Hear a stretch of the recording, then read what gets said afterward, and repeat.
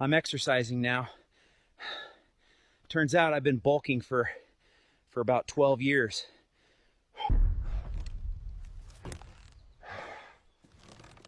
Fuck, my spine just made a sound I've never heard before. I gotta get in shape for that TV dating show I'm going on.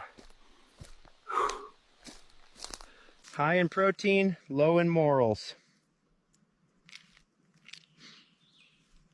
Don't tell the bird. I'm about 80% creatine and pre-workout right now. Oh, fuck. Wasn't me, I didn't take them. It was Yeti Boo.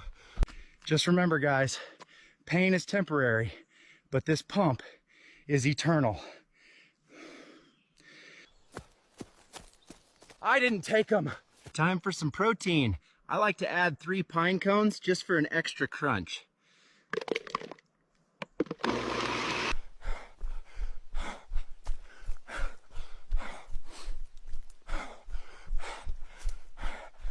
Barbara broke my heart, so now I bench trees.